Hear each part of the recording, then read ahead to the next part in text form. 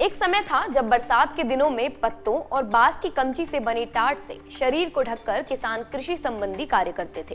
कृषि में सुविधाओं का काफी अभाव था, बीजों के संरक्षण की कोई सुविधा नहीं थी और हर तरह का कृषि संबंधी कार्य मानवीय शारीरिक श्रम से ही किया जाता था। फिर धीरे धीरे कृषि में वैज्ञानिक टेक्नोलॉजी ने दस्तक दी और किसानों के सर से भार थोड़ा कम हुआ। इसी भार को कम करने के लिए सरकार की तरफ से तमाम तरह के प्रयास किए जाते रहे हैं। हाल ही में देश में लॉन्च हुआ सीड जीन बैंक इस दिशा में एक बड़ी पहल है।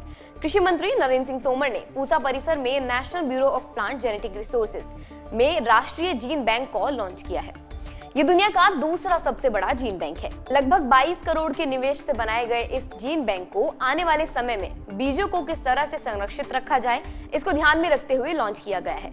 लॉन्चिंग के दौरान केंद्रीय कृषि एवं किसान कल्याण मंत्री नरेंद्र सिंह तोमर कहते हैं कि कृषि क्षेत्र के समक्ष जो चुनौतियां हैं उन्हें स्वीकार करते हुए उन पर विजय प्राप्त करने में भारत में के किसान पूरी तरह सक्षम है। हमारे किसान बिना किसी बड़ी शैक्षणिक डिग्री के भी कुशल मानव संसाधन है। मुझे कहते हुए बहुत गौरव भी है और प्रसन्नता भी है कि उन चुनौतियों को स्वीकार करके उन पर विजय प्राप्त करने में जहां एक और हमारा किसान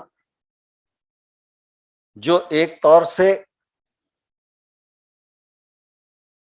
आईटीआई का सर्टिफिकेट धारी नहीं है, पॉलिटेक्निक का डिप्लोमा उसके पास नहीं है, बीएससी एजी की डिग्री उसके पास नहीं है, लेकिन एग्रीकल्चर का वो स्किल्ड मानव संसाधन है।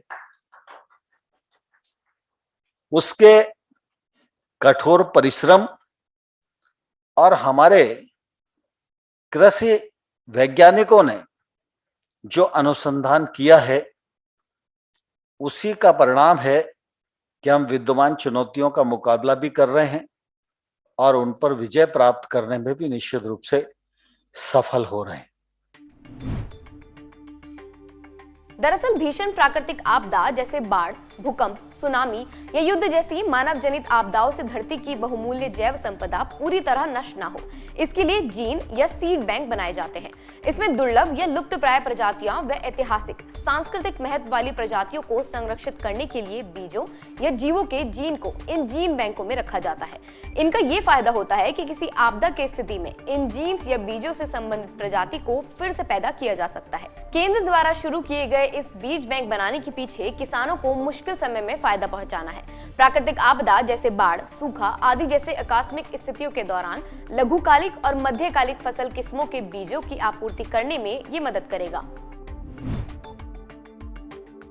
वर्तमान की बात करें तो 4.5 लाख जर्मप्लाज्म बीज के रूप में रखे गए हैं, जिसमें देशी किस्म भी है और किसानों की किस्म भी रखी गई है। मंत्रालय के अनुसार 2,70,000 देशी किस्म है और 92,000 किसानों की किस्म शामिल है। देश में 69 ऐसे स्थान हैं जहां पर ये सब मेंटेन किए जाते हैं, फील्ड में उगाए जाते हैं और फिर विभिन्न वैज्ञानिकों को सप्लाई किए जाते हैं ताकि इन पर और शोध हो सके और आगे इस्तेमाल किए जा सके।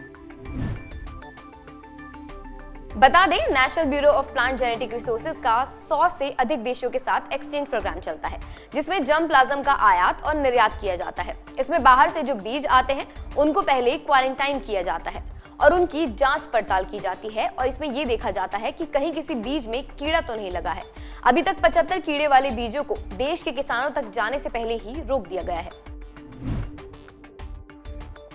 किसानों की सहूलियत के लिए पीजीआर मैप नामक एक ऐप भी लॉन्च किया गया, जिसके माध्यम से कोई भी किसान अपने आसपास वन्य अनुवांशिक संसाधनों के पाए जाने के बारे में जानकारी प्राप्त कर सकते हैं। इसमें लाभार्थी को 3.5 लाख परिग्रहणों की जानकारी मिल सकेगी। हमें अक्सर सलाह दी जाती है कि गौरवशाली अतीत से प्रेरणा लो, वर्तमान को पढ़ो और उसके परिप्रेक्ष्य में भविष्य को गढ़ने के लिए काम करो।